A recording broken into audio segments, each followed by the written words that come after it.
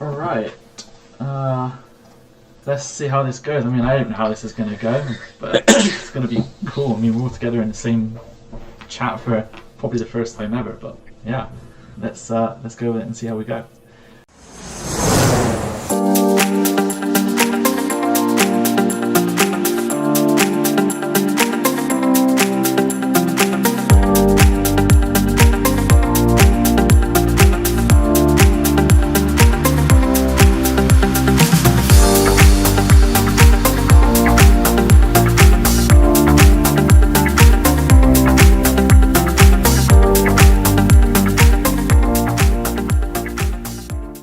So, hi everyone, and welcome to this very special FlyJuly seminar panel. I don't really know what to call it. We're here just to have a bit of fun and have a chat with you guys.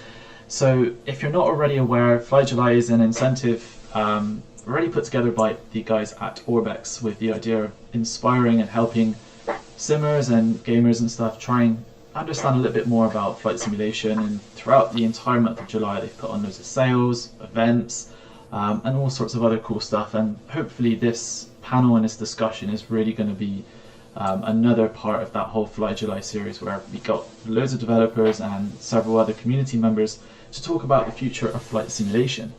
So ideally what we've hoped, and we'll see by the end of this conversation because we haven't done any kind of preparation or anything, is we're going to talk about the future of flight simulation from a variety of different perspectives and from a range of different people with lots of different experience and insight into very special fields.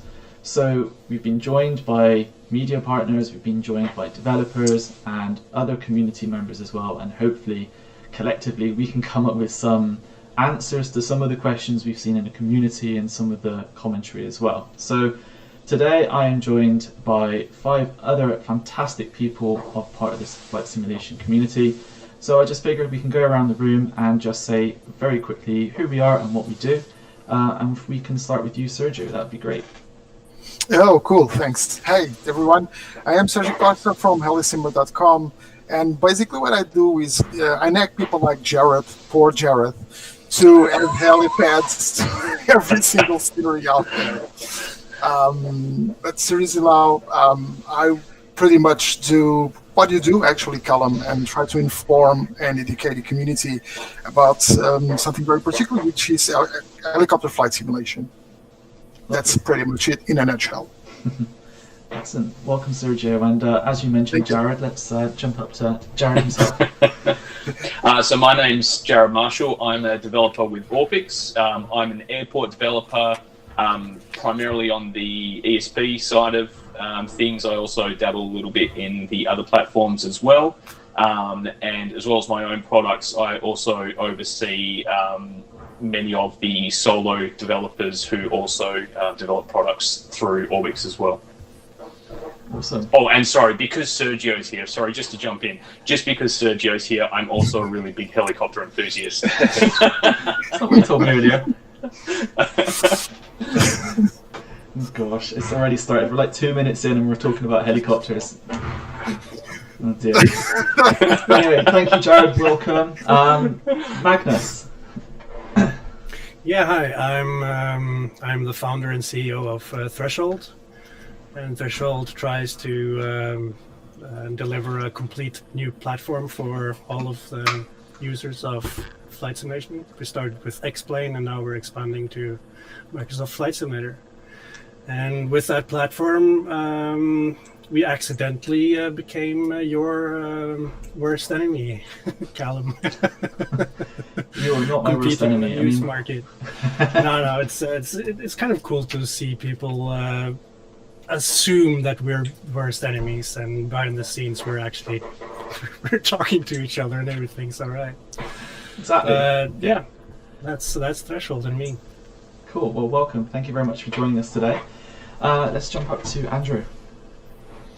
Hi, my name's Andrew Heath. I'm the owner and founder of Positive Control Network. It's an upcoming network, still in beta. We kind of trying to develop a community out of users that want air traffic control services and multiplayer experience with high refresh rates.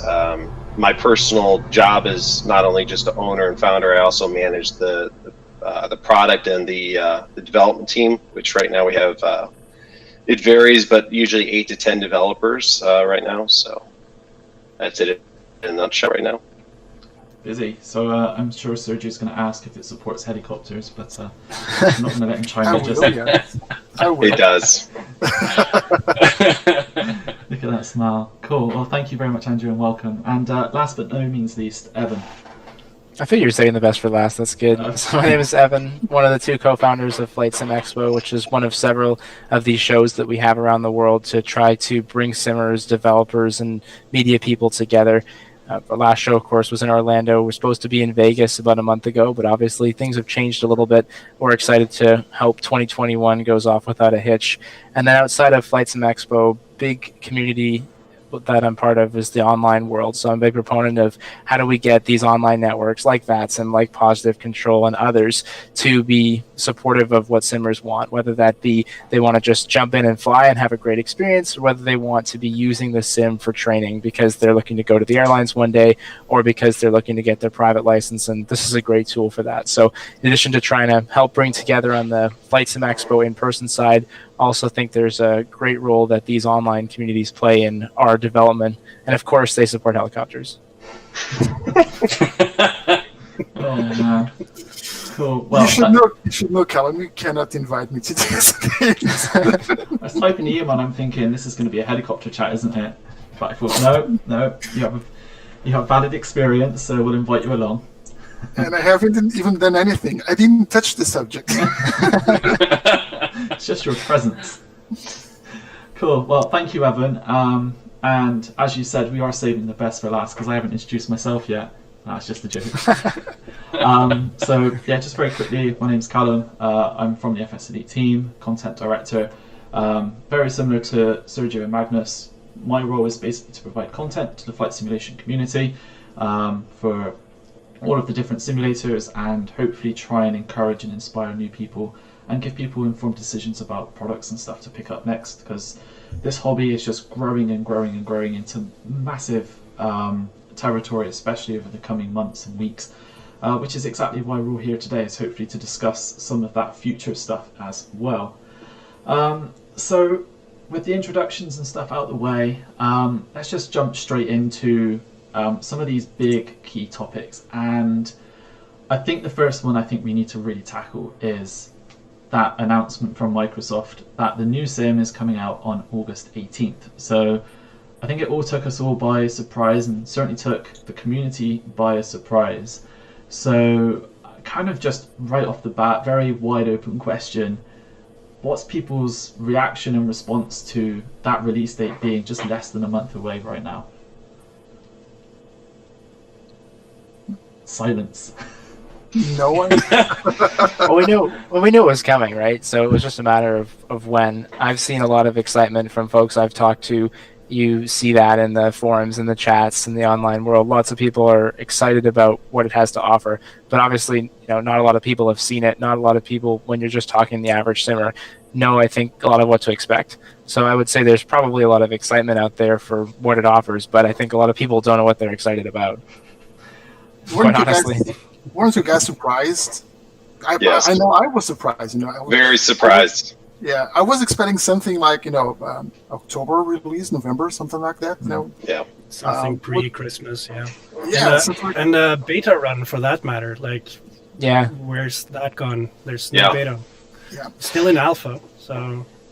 This is. From George, our sorry. side of things, it's terrific that we've got. It's terrific that we've got a launch date and that it's earlier rather than later, because talking to the rest of the guys in Orbx, talking to other developers around the community, the key point of discussion in the last 6 to 9 months has been, we really need to know when that release date is, and the earlier it is, the better for us, because we are all planning projects, both for our existing platforms and for what's coming through with Microsoft Flight Simulator.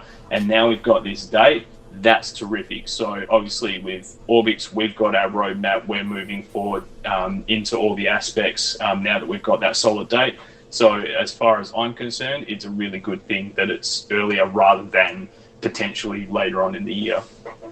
Yeah. But I've seen mixed feelings coming from developers. I'm obviously not going to ask you anything regarding to the NDA or the status of the SDK or anything like that. But I've seen both sides, or I've seen different sides or different opinions coming from developers.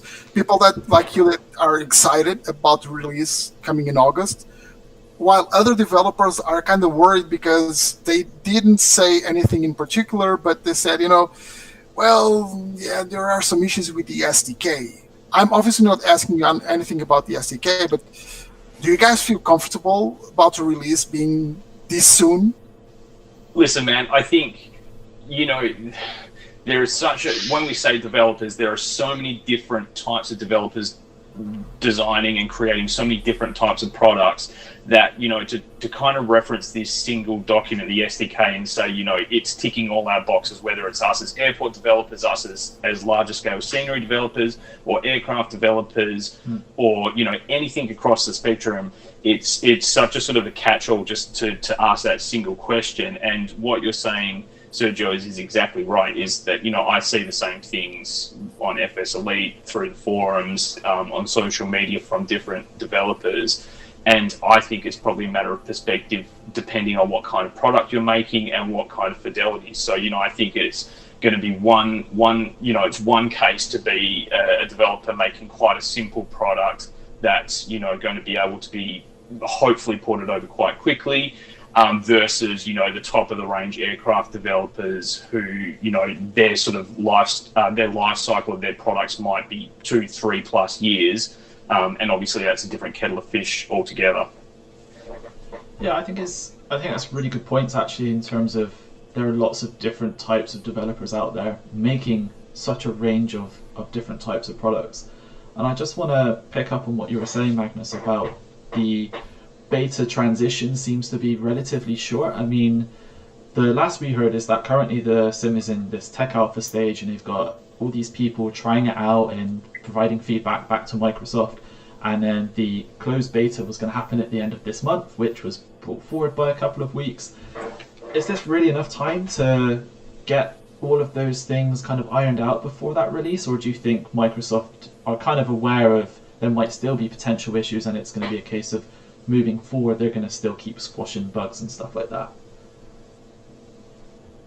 I suppose we'll find out in 4 to 5 weeks. It's true. Aren't they releasing it under a beta like preface? This is a beta that they're pre-selling. Wasn't that kind of how it was framed? So I think the misconception was the Xbox Game Pass for PC is the thing in beta, like that brand thing in general, but the actual sim is the quote-unquote full release. I mean, that's the way I understood it anyway. Well, my assumption, I just really want them to continue, make kind of like guarantees that they're going to continue to development going forward, and hopefully within the next the next year or so that we'll see a lot of development come through that, because I think a lot of people are hesitant to spend that kind of money up front without some assurances. I mean, they've left us before, and now this software has a lot of middleware, it seems like, because you have like the flight aware, things that get into the multiplayer. They've made, deals with a lot of different companies to make this happen.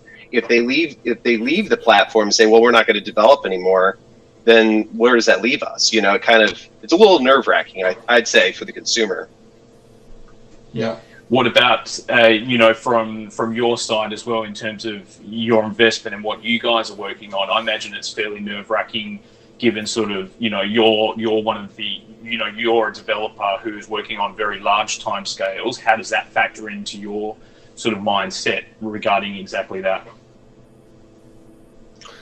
Yeah, I mean, thankfully, a lot of it translates pretty well, I'd say. Like the API they use called SimConnect, it translates pretty well for a lot of the development. So that's been really nice to work with. But, I'm just worried about the actual, as a person who likes to, buy all the flight simulators, buy all the add-ons and stuff like that. I always want to make sure that they are committed to moving forward for the next, year, maybe 2 years of developing this product out. Yeah, I mean, Well, it's right now, if you look at the P3D and the X-Plane world, so much of what we fly is add-ons, and it's stuff from Orbx, and it's stuff from other developers, right? So is all that stuff going to exist? Is all that stuff going to keep happening? Is that going to, be something that people can buy? If and I don't know what the day one platform looks like, and a lot of other simmers probably don't, right? So if what you get looks like what you got in 2006 from FSX, then you're going to want all that other content. And if it's not there in a few weeks after the release date, what's going to be the point until it starts to come out? Yeah. But this has kind of been the modus operandi of Microsoft for a long time, right? It's not the previous versions of Microsoft Flight Simulator, being FSX or FS 2004, or even the previous ones, we always had issues, and we always realized that Microsoft was pretty much aware. They had to be aware of some of those issues, and even Microsoft said that this is back in September they told us that this is a 10-year commitment for the company and for the development team. They have been saying that for a long time, so they seem to be committed on the long run. In regards with is the software finished or not, I think we should expect the same that we have already seen with the previous versions. Stuff will break. Yeah, for sure, and there's going to be some incomplete stuff as well, but they will be they will just continue working on it. That's what I have done for years. Like with every simulator out there. Yeah. Basically. Yes. Yeah. Well, yeah, I guess I deep compare and it to complex. X-Plane. Yeah, X-Plane continually gives you new betas. Vulcan, they just released Vulcan. So if they do something like X-Plane is done, then I would be a satisfied customer. Where they're constantly keep updating it and stuff like that. So I had the feeling that's what they want to. Definitely. Yeah, I think that's what they want to do from what they said back in September. Now, that was the perception that I think that at least I have when we talked to them back then. So as a customer, you might be satisfied with all these updates and stuff, but how do you think developers are going to react to constantly having to go back and forth, making sure that all these versions are supported? I mean, we've seen this transition this year, particularly with V5 and Vulcan. Developers are constantly almost chasing the tails of all the flight sim makers to try and make all their products compatible. yeah. It's certainly, something that we factor in, and I suppose certainly from our side of things, it's become much more standardized and factored into our development project roadmaps and the workflows of the individual teams compared to, say, 5 years ago. So if we think of the early days of P3D, so particularly version 1, really version 1 as senior developers was FSX, so there was really no work involved. So we had a clear 5 or 6 years where we didn't need to worry about any updates. We had a solid, stable platform that, for all its inherent flaws, was stable and unchanging. So when V2 came around in 2013, that was a real culture shock for us as a development team, in that we had to factor in that extra time to both in terms of making sure that our products going forward were compatible for all platforms. But not only that, even back in 2013, our back library was fairly large. So just the time spent and the sort of the resources spent to port that was something that caught us a little bit off guard. And since then, obviously, we've had the full dot versions of P3D come through every year, 18 months or so. And also, as we expanded into X-Plane and Aerofly from 2017, that has taught us a lot in terms of how we sort of branch off our workflows and how we prepare ourselves from the clean sheet of a new product, how we factor that in, so that when we have, new points coming through, new features, we're ready to, move forward with it. How easy is it to port things over, even between like P3D and X-Plane right now? I mean, is it a matter of just a few tweaks, or is it like you're building from the ground up with scenery? Yeah, it depends on the product, and it depends on the type of scenery. So things like, the True Earth, we currently have one section of our team making new content for True Earth, and so that's either a new product for X-Plane, as has been sort of the priority in the last year, or it's a new product for P3D. And then we have another section or another sub team who do the conversion process For the airports, it's a little. We have different sort of models across the team. So some of our sub teams are making a product for both platforms up to about the 90% point, and then diverging. Some of the guys are making airports for one particular platform and then converting afterwards. And you know, like we've got the formula down a lot tighter.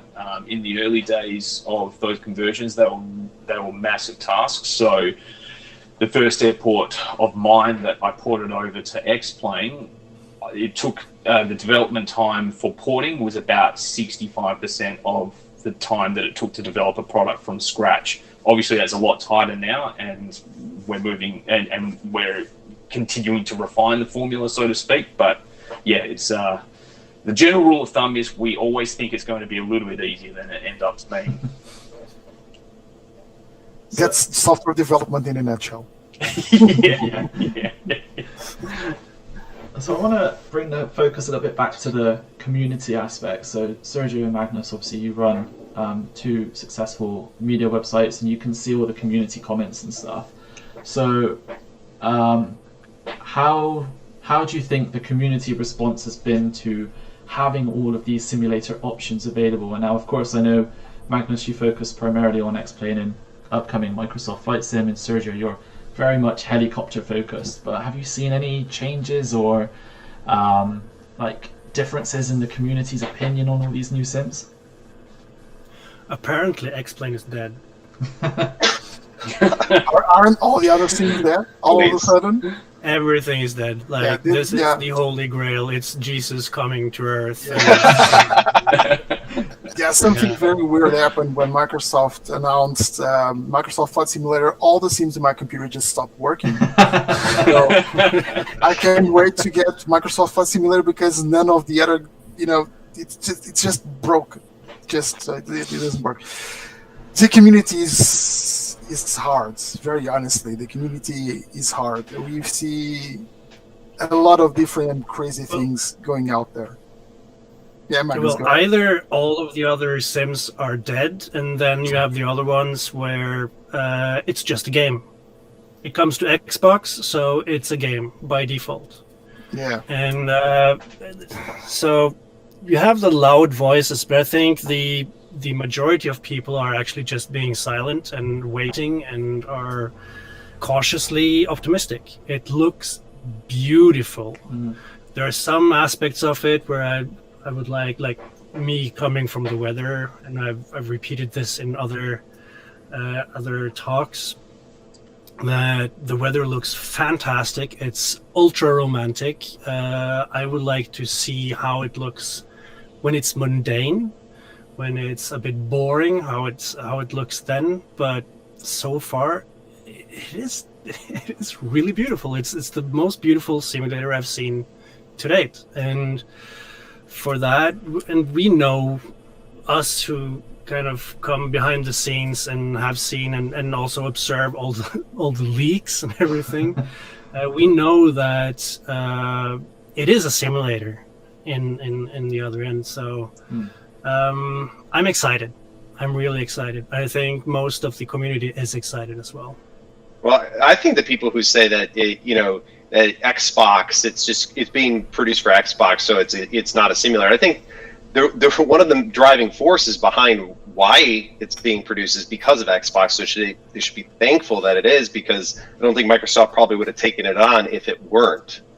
So there's a huge thing with the Xbox that will bring a buttload of people into our community, and that will spill over to the other simulators as well. So people who come in with the Xbox, and portion of those will say, oh, okay, this is the simulator, I want to use this with other toys like a yoke and whatever. And once they got a PC set up, they'll see, oh, there's something called X-Plane, or there's something called DCS, and it will spill over to the other platforms, and that will spill over to all of the developer teams on the other platforms.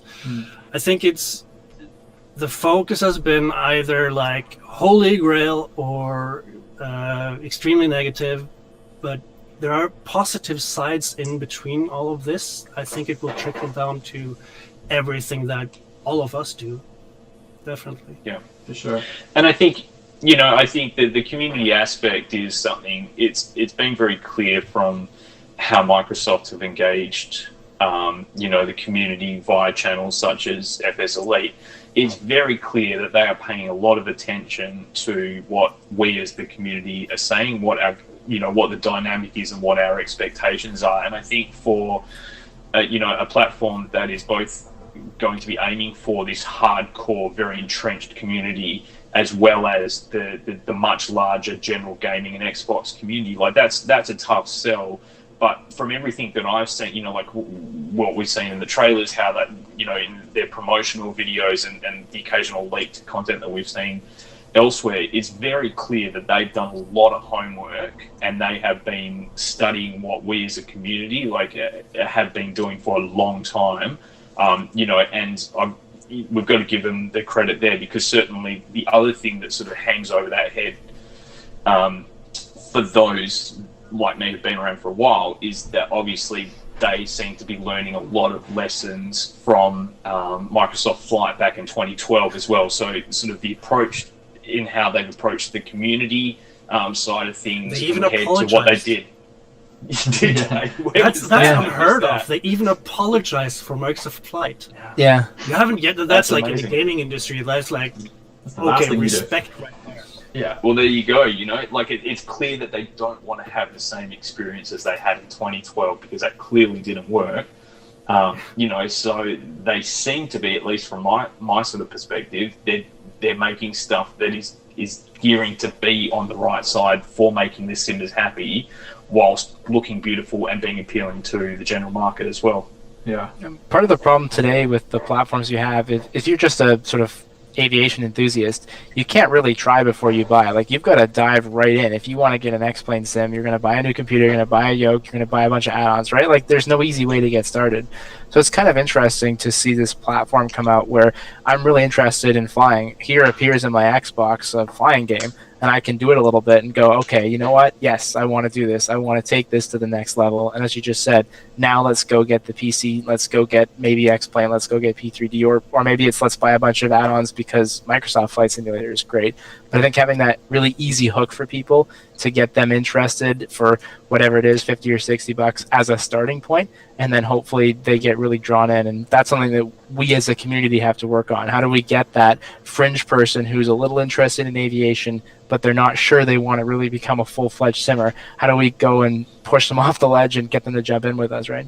I mean, that's exactly why events like FSExpo are so imperative, really, isn't it? Is to get people to actually be hands-on and try all these things. So it's why it's so gutting, really, that we can't all be together doing all of this type of stuff. And hopefully Microsoft might have been a presence at kind of some of the shows this year to enable that hands-on experience for a lot of these people.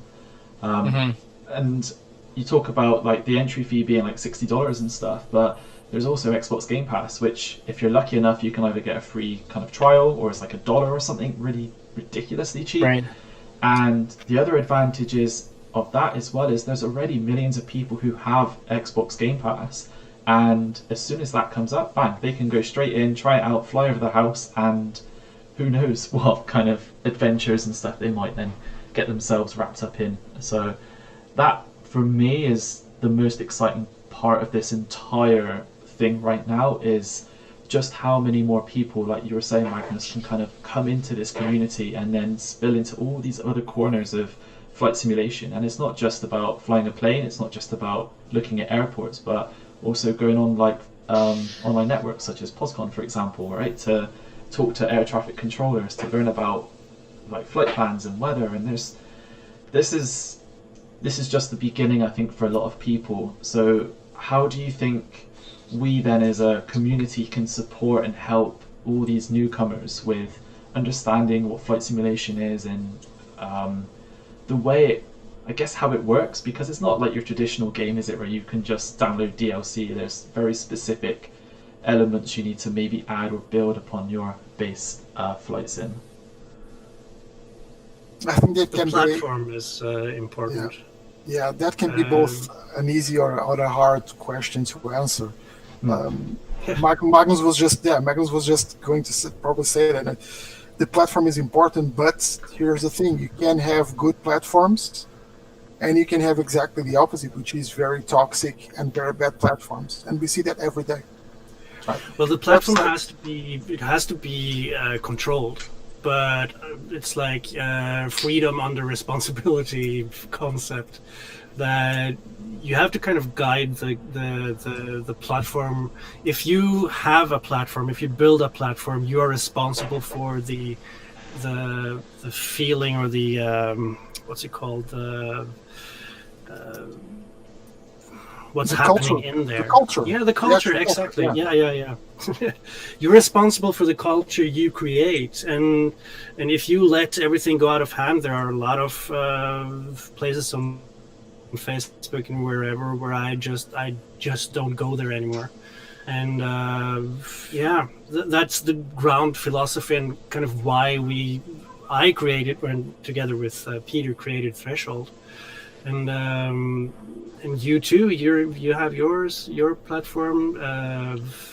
Evan, you create an event platform for this, and I think the ones who create the platforms are responsible for what they have created. And but there's a challenge. It is. I think there's a challenge. Yeah. But we do have a challenge ahead, which is Don't nowadays. The conversation, but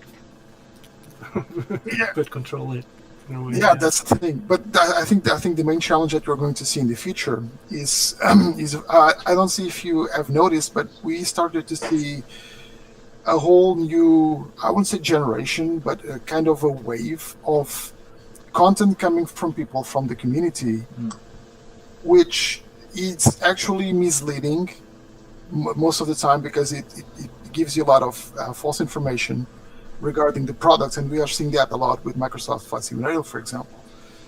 You see people getting videos from Microsoft Flight Simulator, adding some text-to-speech stuff on top of it, some of them providing false information in regards with content, and a lot of people are spreading that as being something that is true and reliable. I actually, Belgio, the Novo Wing 24, actually touched that on our latest video, which is our challenge as content producers, is to actually try and grab those people and get their eyes on our content, because we do work very hard to get our content as accurate, as true as possible. We know we have that responsibility towards the community.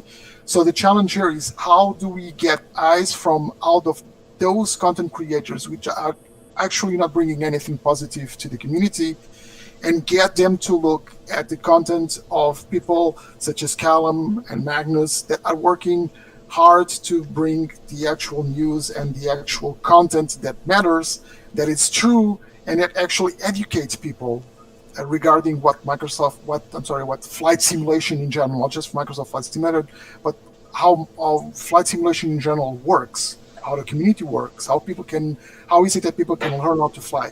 I think that's one of the challenges that we're going to have ahead, even more so as we get a lot more people coming into the hobby, because they are going to be drawn into it through Microsoft Flight Simulator. I mean, one of my biggest bugbears, I think, is seeing all these Facebook groups and people asking what they assume is a stupid question, when in reality it's a very standard question which at some point all of us have probably asked, whether that be on Facebook or to our friends or whatever.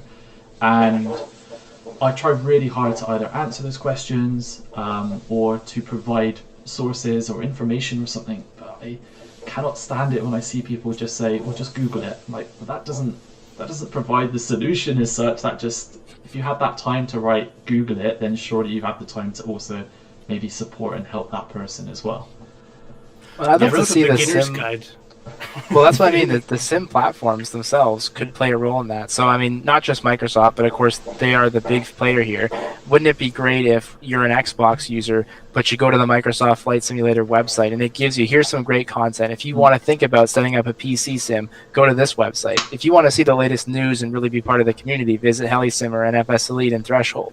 And X-Plane and Lockheed, they could be doing that too. I mean, it could be right in the game. You know, you spawn up a flight and it says, hey, here's a pro tip. You're flying, you know, IFR on a 737. Here's a great website vetted by us at Microsoft that says, here's how you do this. I mean, wouldn't it be cool if we were actually directing people from right in the game to the websites and the sources that we know are great content? And then you don't have to worry about stumbling across someone's random YouTube video and they don't actually know anything and they're giving you false information. Here you are right in the game getting pointed to the resources that we already think are great.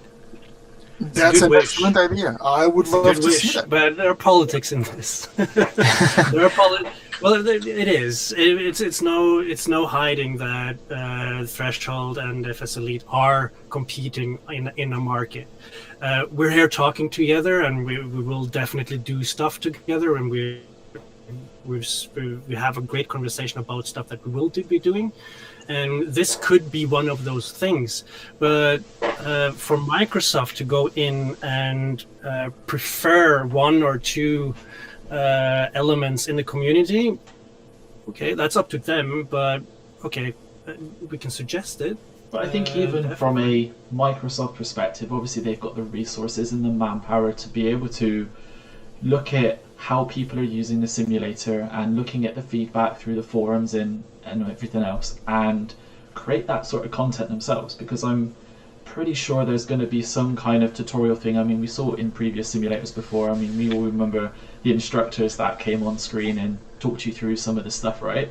So I don't see why in the future they could not create series of video content and articles. I mean, look at their Discovery series, really going in depth about some of those features. So I think there's possibilities that for them to do that, and hopefully we see that, so then the likes of all of us can then just point people to the official sources and give them that information. From my perspective, I'd love to see Microsoft making people like you the official sources too. Like, you know, do I really want to hear from somebody who doesn't know much about flight simulation talking about how to fly flight sim, right? I would way rather hear somebody who's been part of this community for the last 10 or 15 years and who's been building it up with the rest of us while Microsoft has not been involved. I'd love to hear someone like that talk about flight simulation. I'm not as interested in somebody who's never really been involved in flight sim except when Microsoft said, hey, would you like to do this, you know? I mean, if you looked at like all of my landing rates, you really won't want me trying to tell you how to land a plane, that's for sure. So I want to... I second that. Just kidding. Just kidding. So I want to just diverge the conversation over to you, Andrew, about some more... and then we've talked about flying and stuff, but there's obviously this element of network and trying to communicate online and stuff. Now, there are different outlets out there who do very similar things, but what do you think could be done to help educate simmers for that communication aspect and actually flying online with friends and people they may not have even known before? Well, I think recently, within the last year, you've seen some on other networks, like some drive to provide mentoring, like pilot-to-pilot mentoring.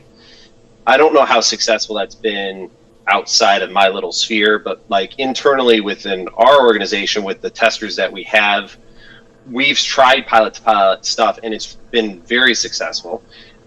We would love to see more shared cockpit capabilities, and I think there's a couple of developments going on right now with like X-Plane that are really promising. Shared flight by FlyJuly sim you know, I'm a tester. I'm not going to go too in depth, but it's really good. I'm just going to say that. I think there's capabilities there, but it needs to be expanded to Microsoft Flight Simulator 2020 and Prepared 3D. I'm not sure there's like a lot of good solutions out there, but that would be the ideal solution. But there is still more you can do with Discord and other, you know, communication platforms that allow shared screens.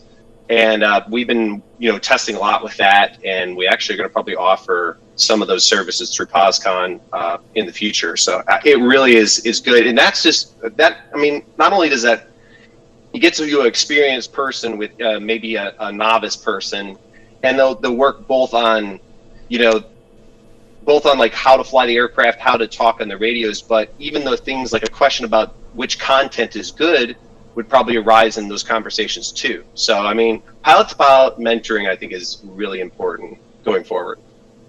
We see that question a lot at FlightSimExpo and from people who attend the show. Is they're like, I would just love to spend 30 minutes with an expert because I have this and this and this add-on, but I can't make them work really well together. And if I go to this add-ons forum, they're just going to say, well, I can only support myself, right? Like, you know, Orbx isn't going to say, here's how you should configure your X-plane necessarily. But if you had some expert out there or someone who's been doing this for a long time, you know, I get this question all the time. Can't you just find someone who's really close by me, who's an expert, to come to my house and like just fix these 5 or 6 things on my sim? You know, like, could there be a geek squad for flight simmers? Yeah. I get that question all the time, and I would love to say yes, but like there isn't right now. Right. Yeah, and it's not just like learning procedures and how to fly an airplane, how to talk to it. It also comes down to like cockpit building. Like there's some experts out there that are just, they know how to do every aspect of cockpit building. So that'd be amazing. I'd love that in my garage.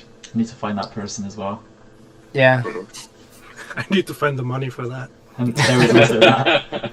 Yeah. And then Jarrad as well, for like yourself. I mean, we're talking about bringing new people into flight simulation, but from a developer's perspective, surely having more people interested in video game production and stuff like that is also going to be beneficial from kind of your perspective to build up your repertoire of developers and ultimately make more products for us flight simmers as well. Yeah, exactly. And you know, we're sort of gearing up for that in terms of the trying to, you know, we've been quite creative in the kind of things that we're looking at with our roadmap.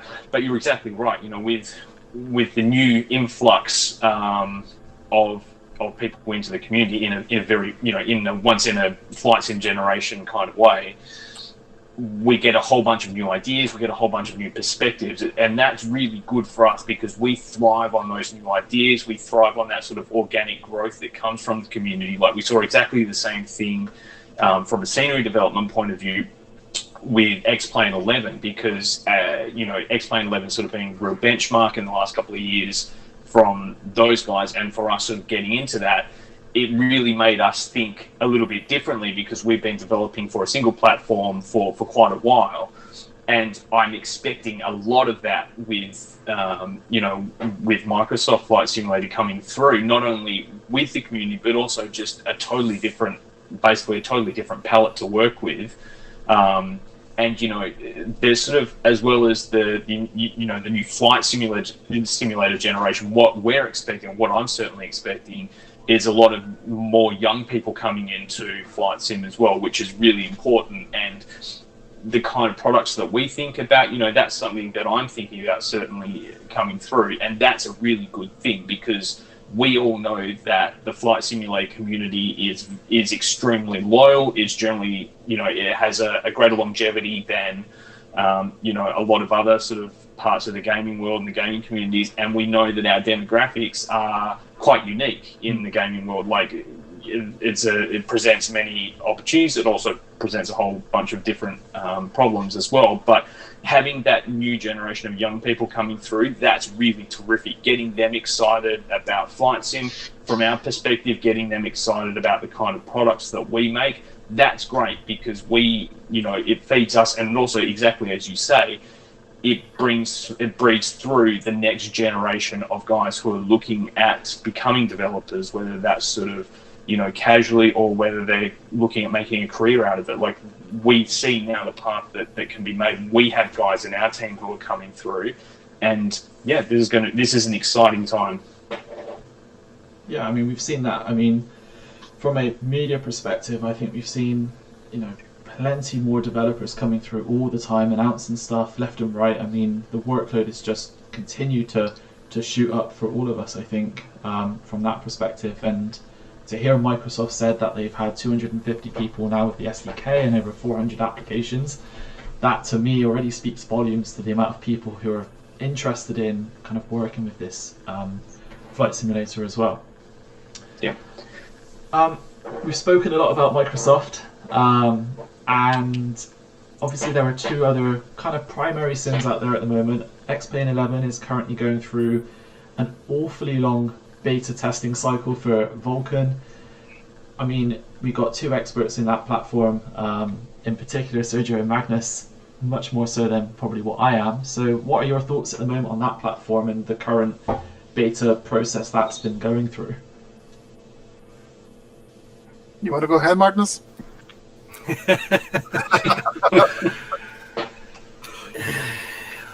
It's a huge change for Explain, and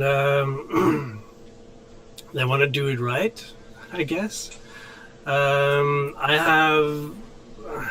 kind of myself. I'm kind of in the middle of developing other stuff, so I'm kind of stuck on the 11.41 platform, and I haven't been that active on the Vulkan.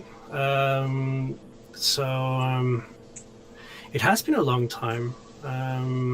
When did they start? That was like... Well, they're on beta 15, so I don't know how often they've been releasing things, but wasn't it at the end of 2019, something like that? Yeah, around there. So yeah, it's been... it's expected, right? It's something. It's not like they're just adding a couple of little features. They're changing the game engine on them. Yeah. It's not an easy feat. Yeah, it's not an easy feat. I'm actually surprised we didn't have any more issues during the first betas, to be honest, because with the amount of hardware people have out there, I was expecting just, for them to release beta 1 and everything to explode. So, honestly, kudos. They have done an excellent job. Now, of course, this is going to take a while. They told us that from the start, that this is going to be a long process. So, and nothing external will even budge Austin in just going his course.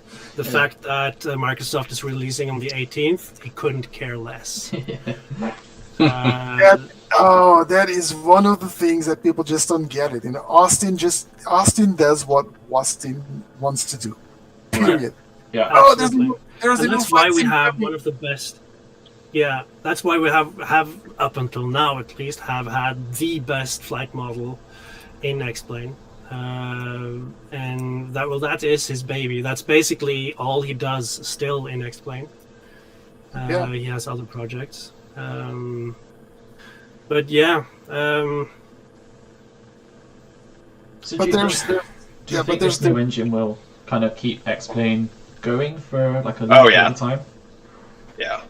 The very relevant. Will open up for so much. It won't be like the peak of performance for everyone. Like lower end machines will see a good performance increase, but it won't be like the revolution right now. But it will open up for a broad spectrum of possibilities for Explain going forward, and it will open up for stuff that that they have been talking about, like weather, improving weather within Explain, and also improving autogen. And even if Austin doesn't really care for orthos and real photography, it will open up for that as well. And I think they might be pushed in that direction in the future. I don't know. Yeah. Austin is the head of the team, but he is dependent on his team, and I think there are voices within that team that will in the future say, hey, let's find a solution that can compete with Bing and Microsoft in the future. Not this year, maybe not next year, but going forward, they will definitely be able to develop Explain further with that platform. This is just the first iteration. Laminar Research has always said that. This is not the final implementation of Vulkan. What we are seeing here is just them converting the engine to Vulkan to then start working on the actual engine and start adding things such as multi-core support, etc. So what we're seeing now is the basics for the implementation of Vulkan, but it's a poor implementation in the sense that they are not taking the most out of our hardware.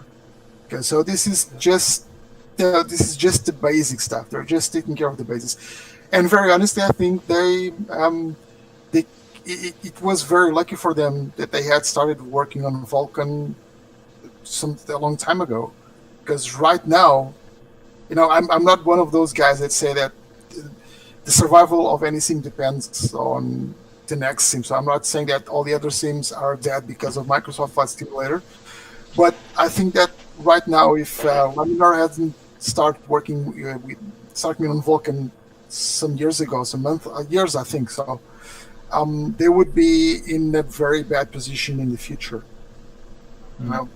They would be in very, very, very troubled waters. Fortunately, that's not the case. Yeah, what I'm thinking, and I'm not really into P3D, and I have my thoughts, but they have basically no value because I'm not into P3D. But where does it leave P3D in all of this? For you P3D guys, I think P3D. I think quietly, I think they're still going to have a strong market. There are various aspects, obviously, based on what they have today and based on their track record of both, fixing issues that they have in the sim or upgrading the tech, and also just we've seen 8 years of continual, consistent, and timely upgrades to the platform, and obviously. For them, they're in the unique position out of the 3 primary platforms in that the community side of things, the community consumer side, is only one portion of their business. Obviously, they have their commercial and their military side, which I am sure is driving a lot of the features that go into the new platform, into the new versions, and are probably driving a lot of the decision making going forward. But obviously, for us today, we're looking at the community side of things, and I think probably where I see there is still legs in P3D going forward, and I think in X-Plane too. But the sophistication of and the maturity of the add-on market in P3D is going to take some time to go over to Microsoft. We don't know. That's the great unknown, for all the different development houses. As I was talking about earlier about, I'm thinking of the aircraft developers who have extremely long roadmap timelines for their projects. We have that existing. We have in P3D, a whole bunch of core products across all the different areas, and they're going to be there for a long time. How quickly that moves over to Microsoft, how quickly consumers decide to switch over, I don't know, but I see probably there's going to be a little bit of conservatism for those that like their products and particularly that have their sims set up the way that they want. And I think that that's a reflection of the community. That's also a bit of a reflection on, again, that sort of skewed age demographic. I think that we see a little bit. I have a question. I have a question about P3D V5. Do you think that was pushed due to Microsoft terms, coming out, was pushed because it dropped really suddenly without a lot of foreshadowing? And then do you think that they're going to be prevented from doing stuff going forward for a while?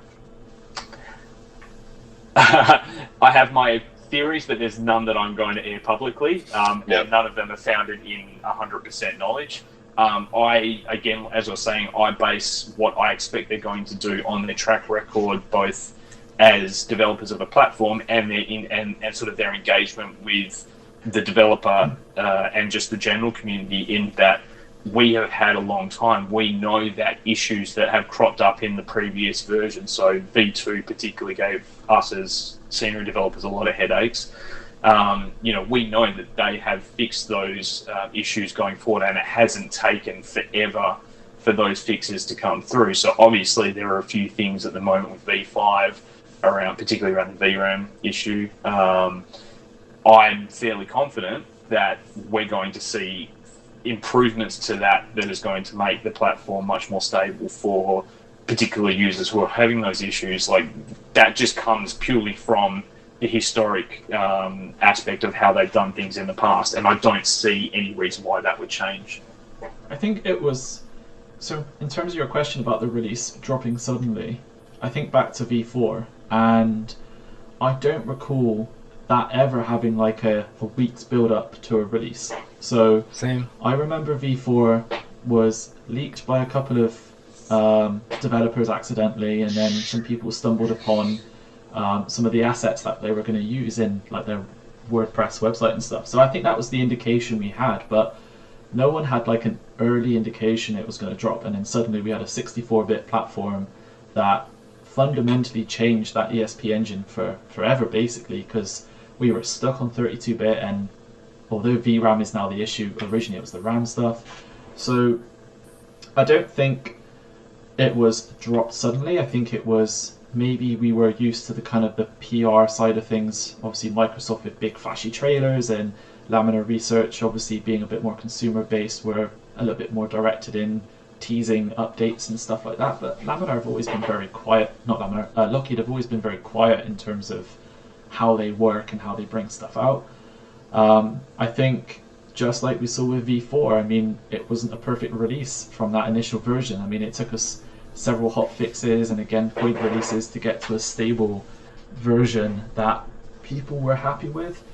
And like with any big major release, we're always going to see that delay with like developers building their products for the new platform, especially when there's a new rendering engine involved. I mean, just like with the X-Plane side of things with Vulkan, Lockheed went to DX12, so there's always going to be some, I think, issues or bugs and stuff. But I feel like, and we were having this conversation the other day, Andrew, but it does feel like all of these sims are currently in some kind of like testing phase at the moment, and unfortunately us simmers are like the guinea pigs at the moment, trying to look at all the add-ons and look at all the peripherals and stuff and feeding that back to these developers to try and fix and to resolve. Yeah. There's something very interesting that you, Jarrad, were mentioning about people migrating from P3D to the new platform and whatnot. And there's something that's going to be very interesting for us to watch next, which is, it's one thing for Laminar Research to drop X-Plane 11, and all of a sudden people starting to look at X-Plane 11. Some of them left P3D for this platform, but in the past people have moved from platform to platform. We had FSX and X-Plane and whatnot.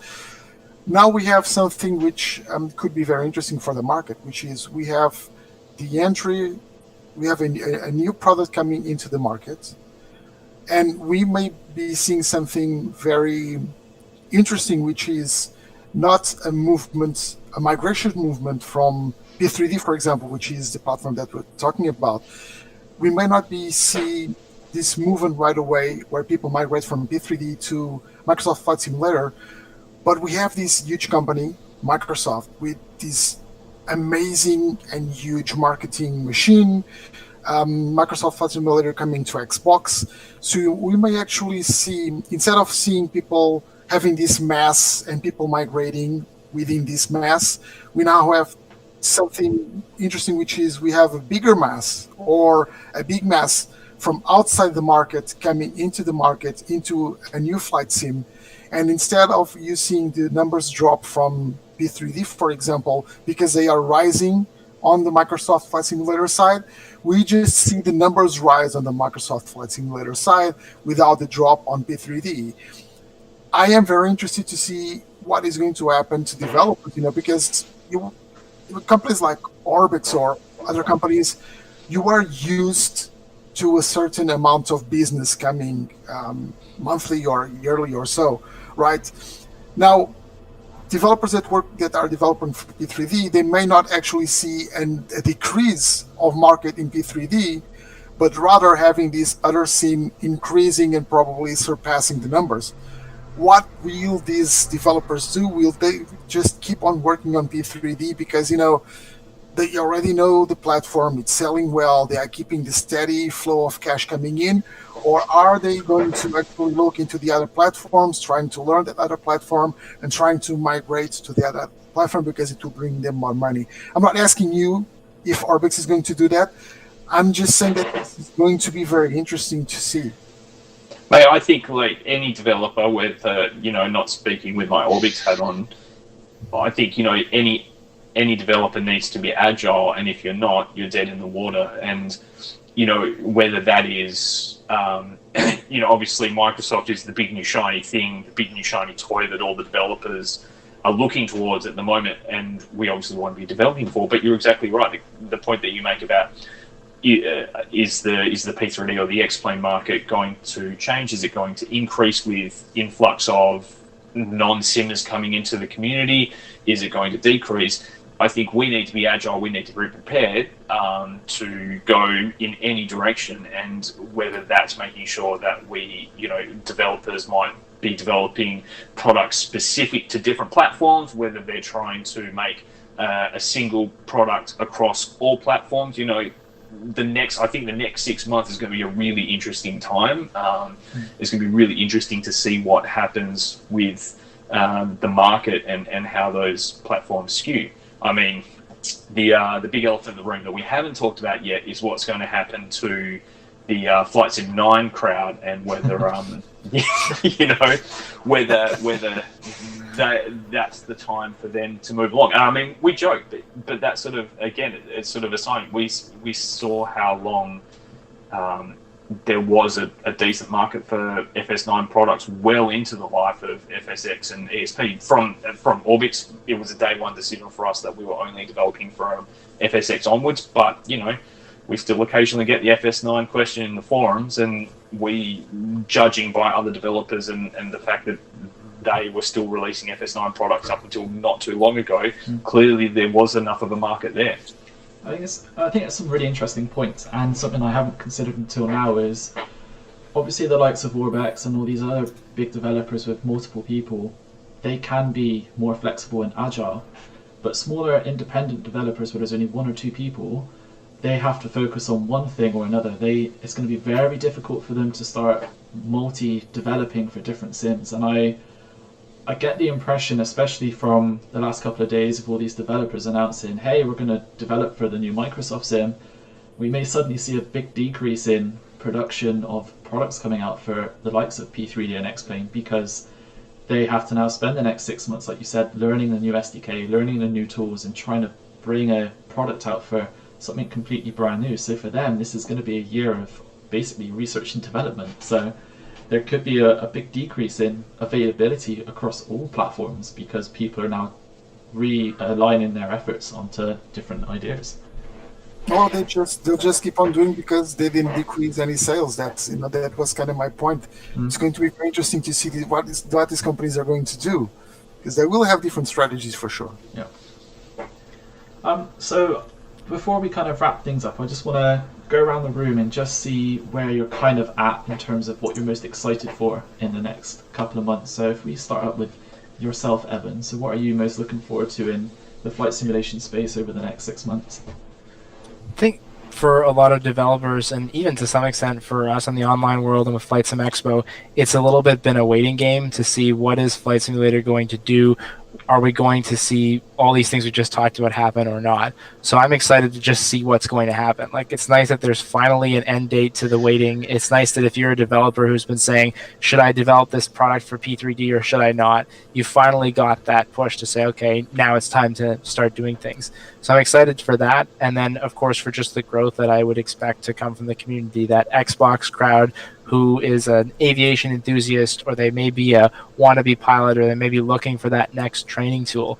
This is that opportunity to hopefully, as a community, grab those people and say, come on in, we've got a great opportunity. Literally whatever you want to do and whatever your aviation objectives are, there's a group for you, there's a developer for you, there's a product out there that will do what you want. So I'm excited to see how that works, and I hope that we can help to just fuel that passion for aviation that so many people have, with Microsoft Flight Sim or Xbox kind of being the hook that gets them started. Yeah, no, makes sense. And what about yourself, Andrew? What most excites you? I agree 100% with what Evan said. I think that fresh blood into the community is always a good thing. Because you can kind of mold people. Like, when they come in, they're new, they don't know what they're doing, and you can kind of say, well, this is what these are some suggestions, what you can do to make yourself a pilot, a better community member. This is the places you should go for content. You can kind of like direct them and steer them, and I think that's really an advantage, and it's just good to have more people involved in the whole thing. So I'm excited for that. For sure. Jarrad? I think, just jumping off your guys' points as well, I think that it's really exciting that over the next couple of months, we're going to be the rare time where the general gaming community, the spotlight's going to be on our little section of the world for at least the short term, and that's really exciting. It's a way for us to showcase what we do to people that otherwise wouldn't necessarily think of it. Like, I think of my mates who barely know what I do in Orbx, who have just seen this and are really excited about this and are using this as, using that as a way to learn a little bit more about what we all do. I've never seen anything like it. We didn't have it with FSX. It's a really exciting time from that sort of perspective.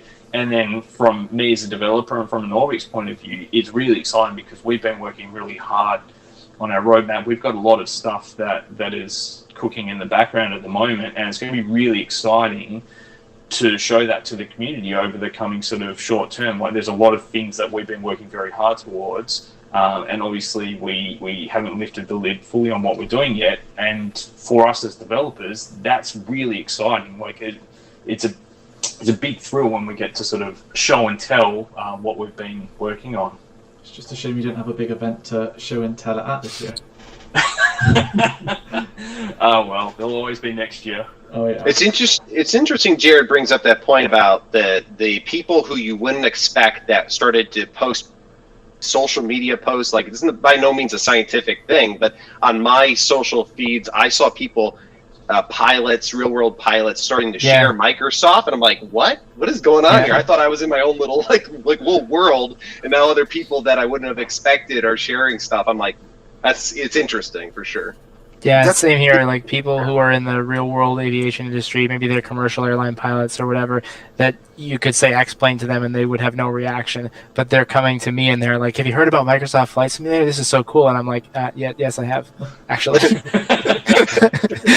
Let me tell you some things. I mean, that's super interesting because so even outside of like pilots and stuff, like people who I'm into with video games and stuff, they're like, "Have you seen a new Microsoft Sim?" And they're excited, and I'm just thinking, this isn't no longer a flight sim community bubble type thing. This is the gaming press in general are like covering this like crazy. I mean, the number of articles from mainstream sites is insane. So that makes my life easier to try and explain to people what I do for a living. Is I work with flight simulation. They're like, "Oh yeah, I get it now." And I'm like, "Oh, thank God for that," rather than having to try and explain what I do.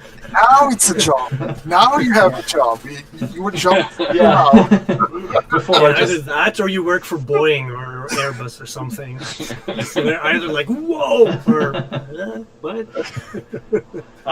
So what about yourself, Sérgio? I mean, the new sim doesn't necessarily have helicopters and stuff, but I'm sure there's plenty still to come for the next 6 months for yourself that you must be excited about. I'm excited about the sim itself. What's coming ahead is exciting.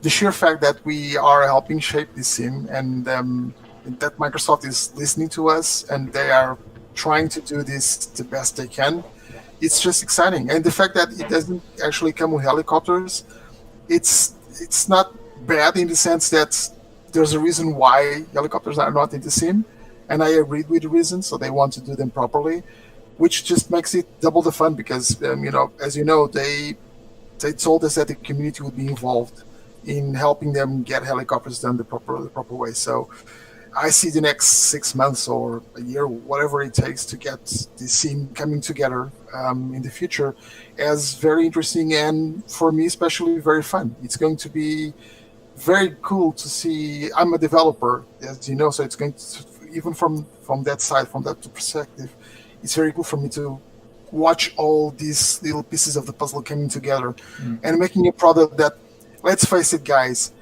every single one of us was waiting for and expecting for. Microsoft is just getting the puzzles, everything that we have thought about in the past. Oh, what about if we had Google Maps or Bing? Well, no one thought about Bing Maps. Let's be honest. What if we had Google Maps? And what if we had real-time aircraft, going around? What we have this and that, and Microsoft is doing that, and it's just exciting. So yeah, I'm a happy puppy, even without helicopters right now. At the moment. Cool. Yeah. Cool. And last but not least, Magnus, what are you most looking forward to, being in the unique position that you're in right now? A couple of things. One being definitely like people that I didn't know were into anything with computers other than Excel sheets. I'm in the IT consultant business, so but people there are like, they understand what I do now. I'm kind of excited for the editorial to have more to write about than just Microsoft provided content. Like more add-ons coming in, seeing the whole scene shift over to developing for something that is definitely beautiful, getting more experience in that simulator and kind of build my own expectations of what to come. Like Orbx, you have some really huge work in front of you. Other than that, it's we've been talking a lot about Microsoft Flight Simulator, but it's okay. It's the zeitgeist, I guess. For myself, Xenviro has been like in development for as long as Xplane has announced Vulkan, so I'm really excited to get that one out, hopefully pretty soon. And this kind of panels, this kind of corporations, and hearing what you guys have to say going forward, I guess, is also something that I'm really looking forward to. Definitely. Yeah, I mean, firstly, I'm really thankful everyone's here today to talk about this. This has been really, really cool. I'm a bit nervous about the future, if I'm being completely honest. I think there's a lot of hype, there's a lot of build-up, and there's a lot riding on this simulator doing something new and exciting for people, and I don't disagree. It looks absolutely stunning. I think from the experience I've had, it has a lot of possibility in future. I just think there still needs to be that same drive and commitment from third parties, from the community, to make this a success as well. I think we talk about Microsoft having all this marketing power, and it's great that they can throw all this money behind it and put it on Xbox or whatever, but ultimately it is the community and it's the third parties that have kept flight simulation alive for so long, whether that be FSX, P3D, or even Xplane. So that for me makes me nervous, because we still need to have all of these developers still around, and it is scary when we see comments all the time of I'm not buying anything until Microsoft's new Sim's out, and ultimately we still need these guys around to be able to provide this amazing content for all of us. So whilst I am excited for the Sim, I'm nervous that we're not going to see much in terms of new add-ons for a little while, because of all these developers going through this kind of phase that we haven't really seen in a very long time.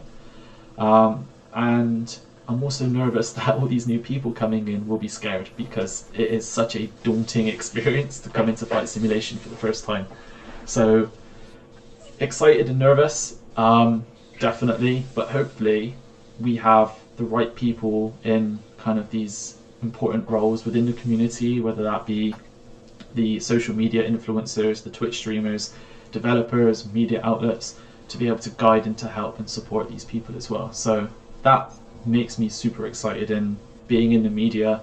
Hopefully I can help influence that along with all the other amazing content creators as well. And collectively, despite this perception of competition, and there is an element of that, I guess, but ultimately we're all here to provide for the community in some way, shape or form. So yeah, it's going to be an interesting 6 months, and if not longer, for all of us, I think, regardless of our role in flight simulation. Good points. So yeah, I think that about wraps everything up on my list. This is why I keep kind of turning my head onto the other screen. Is there anything else anyone else wanted to just kind of touch upon very quickly, or are we all good to sign off?